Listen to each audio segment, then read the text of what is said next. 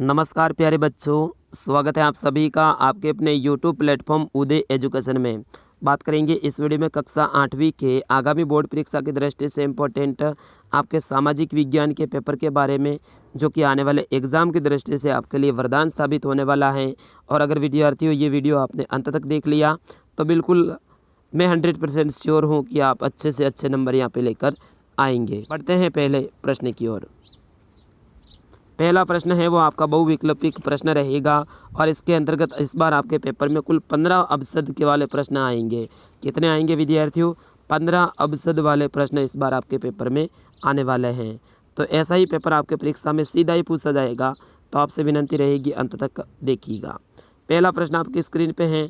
1817 में स्कॉटलैंड के अर्थशास्त्री और राजनीतिक दार्शनिक जेम्स मिल ने 3 विशाल खंडों में कौन सी किताब लिखी थी? आपको ओनली फॉर बताना है कि जेम्स मिल ने है वो कौन सी किताब लिखी थी। विद्यार्थियों इसका सही आंसर क्या हो जाएगा? ए हिस्ट्री ऑफ ब्रिटिश इंडिया, अपना ऑप्शन नंबर स। यहाँ पे इस तरह से आपको पेपर के अंदर ही उत्तर लिखना है। इस बार कॉपी आपको अलग से नहीं मिलेगी, मैं बार बार बोल रहा हूँ राजस्थान के विद्यार्थियों के लिए। अगला प्रश्न है प्रश्न संख्या 2 इसी का। देखिएगा प्रश्न क्या है। 19वीं और 20वीं शताब्दी के दौरान 1940 में महाराष्ट्र में कौन सा जनजातीय विद्रोह है वो हुआ था? आपको बताना है महाराष्ट्र में कौन सा जनजातीय विद्रोह हुआ था विद्यार्थियों। तो इसका सही आंसर क्या हो जाएगा? वर्ली विद्रोह हो जाएगा। कई सारे विद्यार्थी हैं, अगर ये प्रश्न आएगा तो आप क्या लिख के आओगे? संथाल विद्रोह लिख के आओगे या फिर बस्तर विद्रोह लिख के आओगे। विद्यार्थियों ये लिखा तो आपका गलत आंसर हो जाएगा। आपको लिखना है महाराष्ट्र में 1940 में जो जनजातीय विद्रोह हुआ था वो हुआ था वर्ली विद्रोह। ध्यान रखना विद्यार्थियों, कौन सा हुआ था? वर्ली विद्रोह। अगला प्रश्न है प्रश्न संख्या 3। स्वामी विवेकानंद का मूल नाम क्या था? वीरेंद्रनाथ, नरेंद्रनाथ, धनपत राय, देवदत्त।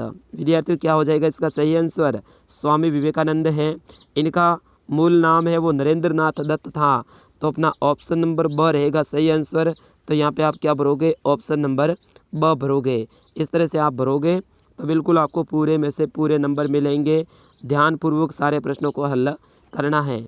अगला प्रश्न है आपके स्क्रीन पे। निम्नलिखित में से कौन सा मानव निर्मित संसाधन है? तो यहाँ पे देखिएगा मानव निर्मित संसाधन की बात हो रही है विद्यार्थियों। तो झरने का जल है, ये तो प्राकृतिक है। अर्ध उष्णकटिबंधीय वन, ये भी प्राकृतिक है विद्यार्थियों। उष्णकटिबंधीय, ये भी प्राकृतिक हैं। लेकिन कैंसर उपचार की जो औषधियाँ हैं वो मानव निर्मित संसाधन है। तो आपका ऑप्शन नंबर द रहेगा इसका सही आंसर। अगला प्रश्न देखिएगा प्रश्न संख्या 5। विद्यार्थियों में सारे प्रश्नों को विस्तारपूर्वक बता रहा हूँ, तो आप वीडियो को लाइक और चैनल को सब्सक्राइब जरूर कर लीजिए। अगला प्रश्न आपके स्क्रीन पे है कि निम्नलिखित में से कौन सा कारक मृदा निर्माण का नहीं है, यानी मिट्टी के निर्माण का नहीं है। तो यहाँ पे आप देखोगे तो मृदा का गठन आपका सही आंसर हो जाएगा, ऑप्शन नंबर स। अगला प्रश्न है प्रश्न संख्या 6। कॉफ़ी का प्रमुख उत्पादक देश है वो कौन सा है? विद्यार्थियों बहुत ही ईजी सा प्रश्न है। कॉफ़ी का प्रमुख उत्पादक देश कौन सा है?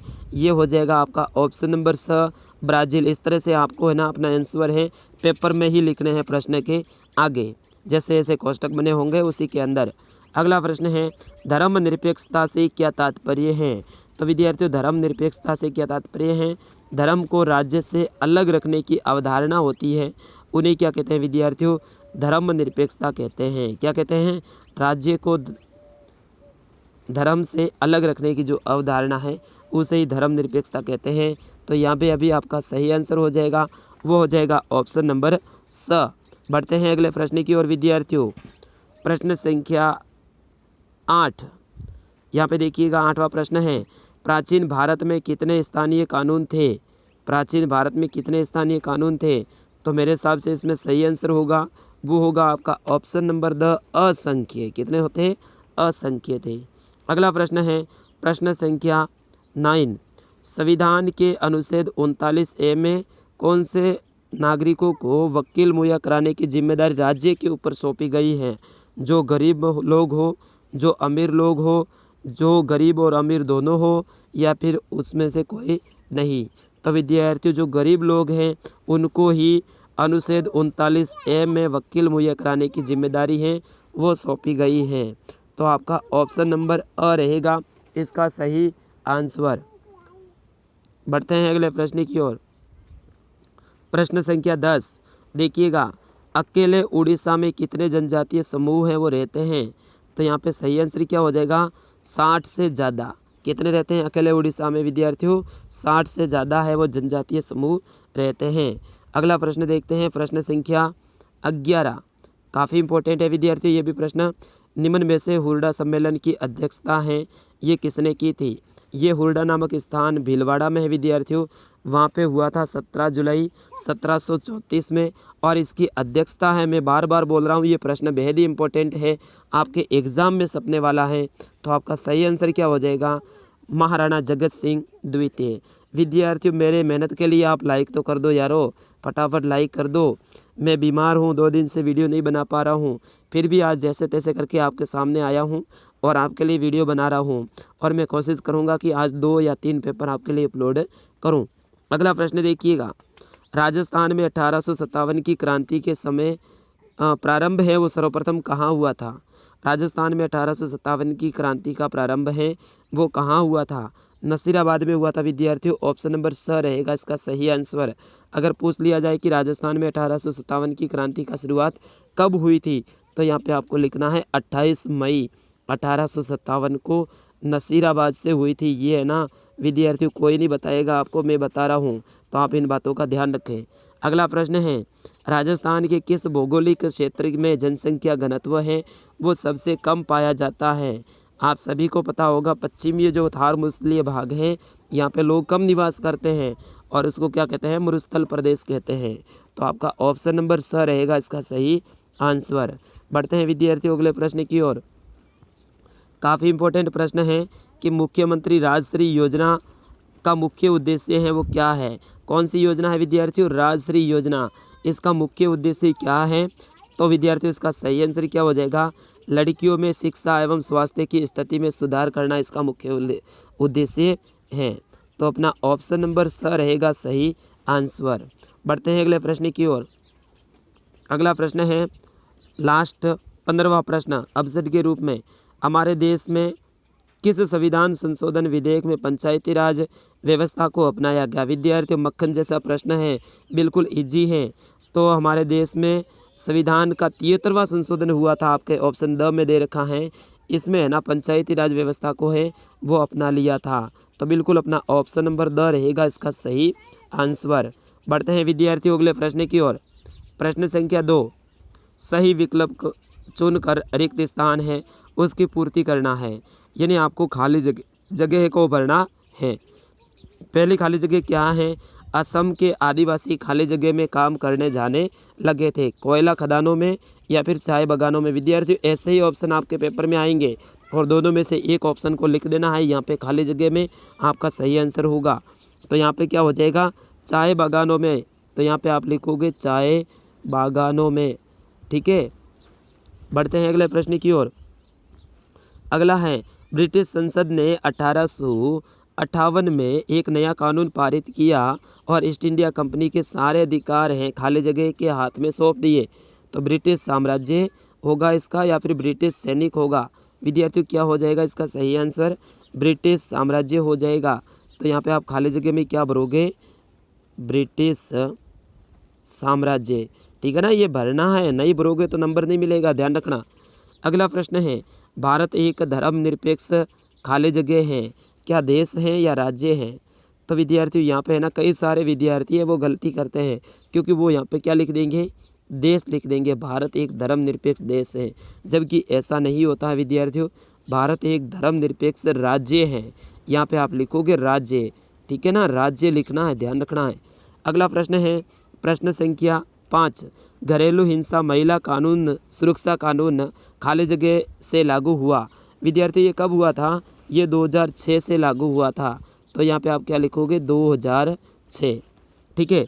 अगला प्रश्न देखिएगा, प्रश्न संख्या इसी का है 5वां कि सतत विकास लक्ष्य में खाली जगह लक्ष्यों का चयन है वो किया गया है।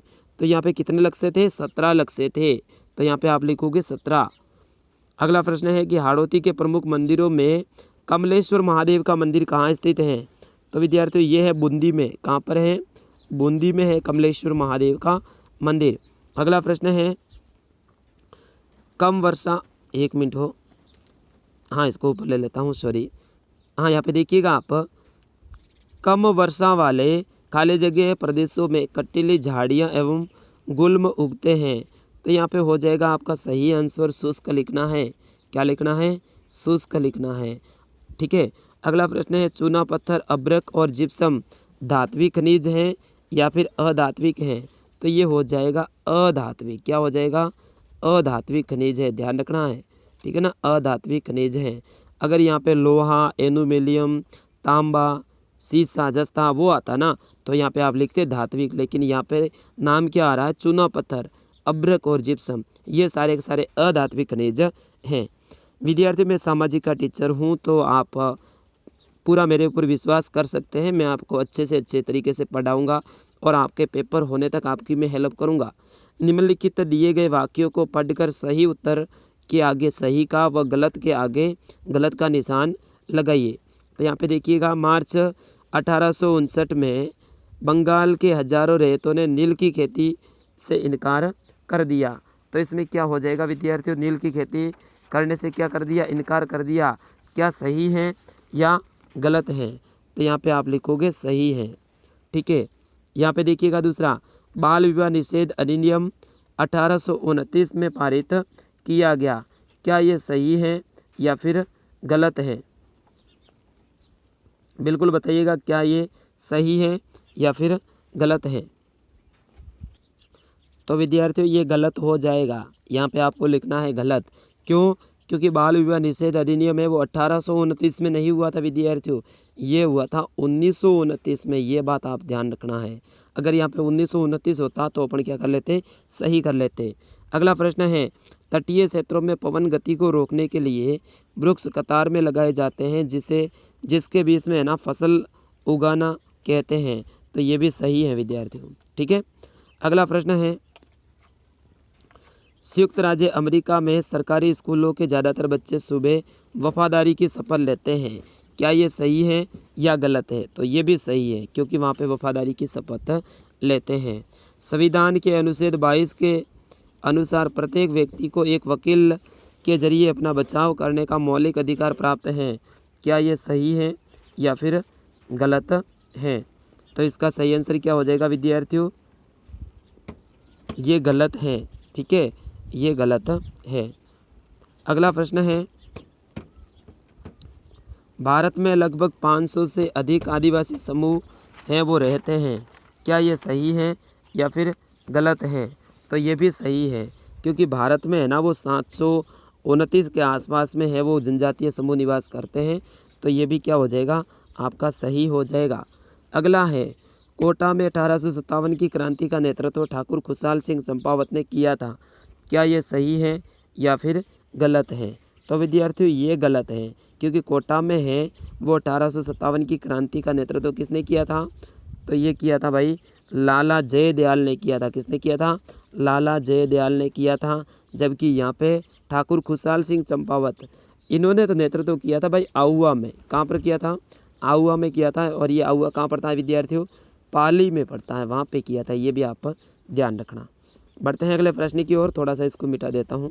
ओके, अगला प्रश्न है ना, ये है आपके, स्तंभ अ को स्तंभ ब से सुमेलित करना है, यानी मिलान करना है। तो यहाँ पे है ना बिल्कुल ईजी सा है ये। तो देखिएगा, पहला है राजा राम मोहन राय। इन्होंने क्या किया था? इन्होंने किया था ब्रह्मो समाज की स्थापना। ओके। विश्व में तांबे का अग्रणी उत्पादक कौन है? तो विश्व में तांबे का अग्रणी उत्पादक है वो शिल्ली है। ठीक है। यहाँ पे महाराणा प्रताप हवाई अड्डा कहाँ स्थित है? तो ये है उदयपुर के डबोक में। ठीक है। मर्दा का अपरदन रोकना क्या कहलाता है? चट्टान बांध कहलाता है। बिल्कुल। और खाटू श्याम जी का मंदिर कहाँ स्थित है? ये विद्यार्थियों हैं आपके सीकर जिले में। ठीक है। इस तरह से आपको मिलान करना है और यहाँ पे भी आपको 5 नंबर मिलेंगे। बढ़ते हैं अगले प्रश्न की ओर। ये है आपके लघुत्रात्मक प्रश्न। ध्यान रखना कैसे प्रश्न हैं? लघुत्रात्मक, यानी छोटे छोटे हैं, उनके उत्तर देने हैं। तो यहाँ पे देखिएगा, प्रश्न क्या है कि भारत का मानचित्र बनाने के लिए रॉबर्ट क्लाइव ने किसको पहली बार नियुक्त किया था? तो विद्यार्थियों वो व्यक्ति कौन था जिसने भारत का मानचित्र बनाया था और उसको रॉबर्ट क्लाइव ने है वो नियुक्त किया था। तो इसका सही आंसर क्या हो जाएगा, आप भी बताइएगा। मैं बता देता हूँ, जेम्स रेनेल। क्या नाम था उसका, जेम्स रेनेल। ठीक है, जेम्स रेनेल। अगला प्रश्न है 1829 से 1826 तक मद्रास का गवर्नर जनरल है वो कौन था। तो विद्यार्थियों इसका सही आंसर क्या हो जाएगा, सर थॉमस। ठीक है, सर थॉमस मुनरो। ठीक है ना, ये था, कौन था, सर थॉमस मुनरो था। अगला प्रश्न है प्राकृतिक संसाधन कहाँ से प्राप्त होते हैं। तो प्राकृतिक संसाधन है वो प्रकृति से प्राप्त होते हैं। कहाँ से होते हैं, प्रकृति से प्राप्त होते हैं, प्रकृति से प्राप्त होते हैं। ठीक है, ये प्रश्न बड़ा भी आ सकता है, तो आपको बताना है अगर प्राकृतिक संसाधन किसे कहते हैं, ऐसा प्रश्न आए तो ऐसे संसाधन जिसका उपयोग करने के लिए परोक्ष रूप से है ना प्रकृति से प्राप्त होते हैं वो प्राकृतिक संसाधन कहलाते हैं। जैसे कि वायु है, झीलें हैं, नदियां हैं आदि, ये क्या है, प्राकृतिक संसाधन हैं। बढ़ते हैं अगले प्रश्न की ओर। अगला प्रश्न है जल संरक्षण के कोई 2 उपाय लिखिए। तो जल संरक्षण के लिए बर्तन, जैसे कि बर्तन धोते हैं तो उसके समय है ना नल की जगह पे अपन को बाल्टी का उपयोग करना चाहिए, तो जल को अपन बचा लेंगे, या फिर टब का प्रयोग करना चाहिए। हर नागरिक को है ना शावर की जगह बाल्टी से ही भरकर स्नान करना चाहिए। ज़्यादातर क्या करते हैं, शावर लगे होते हैं और उससे ना पानी बहुत ज़्यादा व्यर्थ हो जाता है, ऐसा नहीं करना, अपन को बाल्टी का उपयोग करना है। और सिंचाई में खेतों में है ना फुहारा या फिर बूंद बूंद सिंचाई का उपयोग करना है। इस तरह से कोई भी 2 लिखने हैं, कई सारे हैं यहाँ पे उपाय। तो अगला है कानून बनाने में सबसे महत्वपूर्ण भूमिका है वो किसकी होती है। तो यहाँ पे होती है विद्यार्थियों संसद की। किसकी होती है, संसद की सबसे महत्वपूर्ण भूमिका होती है। अगला प्रश्न देखते हैं। अगला है प्रश्न संख्या 10 से लेकर 17 तक। ये सारे के सारे प्रश्न क्या हैं, आपके लघुतरात्मक प्रश्न हैं। ठीक है, लघुतरात्मक प्रश्न है ये। जैसे कि 10वां प्रश्न आप देखिएगा, बंगाल के नवाबों और ईस्ट इंडिया कंपनी के बीच में किन बातों पर विवाद थे। कोई 3 आपको लिखने हैं। तो पहला विवाद क्या लिखोगे कि उन्होंने कंपनी को व्यापारिक छूट देने से मना कर दिया। दूसरा है व्यापारिक छूट देने के लिए नजराने की मांग की। तीसरा लिखोगे कंपनी को किला बंदी व सिक्का ढालने से मना कर दिया। इस तरह से आपको 3 कारण लिखने हैं। पहला क्या लिखोगे कि कंपनी को व्यापारिक जो छूट है ना वो देने से मना कर दिया। दूसरा उन्होंने क्या किया कि व्यापारिक छूट के लिए नजराने की मांग की। और तीसरा है कि कंपनी को सिक्का डालने से मना कर दिया। अगला प्रश्न है आपके स्क्रीन पे 11वां। 1857 की बगावत के फलस्वरूप अंग्रेजों ने अपनी नीतियाँ किस तरह से बदली। तो 1857 की बगावत के स्वरूप अंग्रेजों ने है वो नीतियाँ इस तरह से बदली, जैसे कि ब्रिटिश सरकार ने अपने हाथ में सारा काम काज है वो ले लिया। भारतीय सिपाहियों का जो अनुपात है वो सेना में कम कर दिया और यूरोपीय सिपाही हैं उनको भर्ती कर लिया, गोरखा वगैरह है उनको ज़्यादा भर्ती कर लिया। इस तरह से इन्होंने है ना ये काम किया था। इस तरह से आपको 3 लिखना है। अगला प्रश्न है संसाधन क्या है। बिल्कुल इजी सा प्रश्न है विद्यार्थियों, मक्खन जैसा प्रश्न है। तो संसाधन जिसका उपयोग हम मानव अपनी आवश्यकता के लिए करते हैं उन्हें संसाधन कहते हैं। ठीक है, वो सारे के सारे हमारे लिए क्या है, संसाधन है। अगला प्रश्न है बायोगैस संयंत्र का नामांकित चित्र आपको बनाना है। अगला प्रश्न है सार्वभौमिक वयस्क का मताधिकार किसे कहते हैं। ठीक है, सार्वभौमिक वयस्क का मताधिकार किसे कहते हैं। तो सार्वभौमिक वयस्क मताधिकार उसे कहते हैं प्रत्येक नागरिक को अपना मत देने का अधिकार है जो कि वयस्क नागरिक हो और जिसकी उम्र 18 वर्ष से ज़्यादा हो, तो उसे क्या कहते हैं, सार्वभौमिक वयस्क मताधिकार कहते हैं। अगला प्रश्न देखिएगा न्यायपालिका की क्या भूमिका है। तो न्यायपालिका की क्या भूमिका है, ये किसी के अधीन में नहीं होती है और स्वतंत्र रूप से है ना वो न्याय करती है। ठीक है, कौन, न्यायपालिका। अगला प्रश्न है राजस्थान के मानचित्र में निम्न सूती वस्त्र स्थानों को अंकित कीजिएगा। राजस्थान के मैप में भरना है। सबसे पहले आपको भरना है भीलवाड़ा। तो भीलवाड़ा कहाँ पर है विद्यार्थियों, आपको भरना है भीलवाड़ा। फिर उसके बाद में जयपुर भरना है। जयपुर कहाँ पर है, जैसे कि ये रहा आपका जयपुर। ठीक है ना, इस तरह से आपको ब्यावर भरना है। ब्यावर कहाँ पर है, तो ये रहा अजमेर में ब्यावर यहाँ पे, ठीक है। इस तरह से आपको तीनों को भरना है। अगर आप भरते हो तो आपको क्या मिलेंगे, 3 अंक मिलेंगे। राजस्थान के मैप को आप याद करके ज़रूर जाएंगे। अगला है साइबर सुरक्षा के उपाय बताइए। अगला प्रश्न है, गांधी जी ने नमक कानून तोड़ने का फैसला क्यों लिया। ठीक है विद्यार्थियों, तो यहाँ पे नमक के ऊपर अंग्रेज़ों ने टैक्स बहुत ज़्यादा लगा दिया था। भारतीय व्यक्ति कोई भी उस नमक को सीधे तौर पे है वो उपयोग में नहीं ले सकते थे। अगर कोई लेता था तो वो अपराध माना जाता था। इस तरह से गांधी जी ने कहा कि अपने देश का ही नमक उसका उपयोग करने के लिए अंग्रेज़ लोग हैं हमें मना कर रहे हैं, तो हम क्या करेंगे, नमक कानून है वो तोड़ेंगे। और उन्होंने दांडी तक है वो लगभग 250 किलोमीटर या फिर 240 किलोमीटर साबरमती गुजरात से लेके दांडी गुजरात जो कि समुद्र के किनारे पे स्थित है वहाँ तक यात्रा की और वहाँ जाकर नमक को सखा और नमक को लेकर आए। और इस तरह से नमक कानून है इन्होंने क्या कर दिया, तोड़ दिया। ठीक है ना, ये आपको लिखना है। अगला प्रश्न है विद्यार्थियों, प्रश्न बड़े हैं लेकिन मैं फिर भी शॉर्ट में बताने की कोशिश करूँगा। विश्व में की जाने वाली कृषि को किन आधार पर निर्वाह कृषि और वाणिज्यिक कृषि में वर्गीकृत किया जाता है। अथवा में ऑप्शन मिल जाएगा, भारत के किसी कृषि फॉर्म की गतिविधियों का वर्णन कीजिएगा। तो कृषि आपको पता है ना, एक तो होती है निर्वाह कृषि और एक होती है वाणिज्यिक कृषि। निर्वाह कृषि वह कृषि होती है जिसमें किसान अपने परिवार के भरण पोषण और पालन पोषण के लिए है वो खेती करता है, जिसमें कम पूंजी, कम मेहनत और कम श्रम की आवश्यकता होती है। जबकि वाणिज्यिक कृषि में अधिक मेहनत, अधिक पूंजी और अधिक श्रम की आवश्यकता होती है। इनके बारे में विस्तार से आपको लिखना है। अगला प्रश्न है, भारतीय संविधान में उल्लेखित मौलिक अधिकारों में से कोई 2 मौलिक अधिकारों के बारे में विस्तार से आपको लिखना है। 20वां प्रश्न है, निरंकुशता क्या है, संविधान में इसका क्या हल होना चाहिए। अगला प्रश्न है 21वां, राजस्थान का एकीकरण कितने चरणों में संपन्न हुआ। मत्स्य संघ में कौन कौन सी रियासतें शामिल थी। या फिर चतुर्थ चरण में वृद्ध राजस्थान में सम्मिलित रियासतों के नाम लिखिएगा। ये ठीक है ना, वृद्ध राजस्थान, इसके अंदर राजस्थान की 4 बड़ी रियासतें जयपुर, जोधपुर, बीकानेर और जैसलमेर ये अपने राजस्थान में मिल गई थी। और उसी दिन 30 मार्च से ही राजस्थान दिवस है वो अपना मनाना शुरू कर दिया था। उसी उपलक्ष्य में अपन राजस्थान दिवस मनाते हैं, आपको पता होगा। और इस तरह से राजस्थान लगभग अस्तित्व में आ गया था वृद्ध राजस्थान चौथे चरण में। तो इनके बारे में आपको विस्तार से लिखना है। अगला प्रश्न है,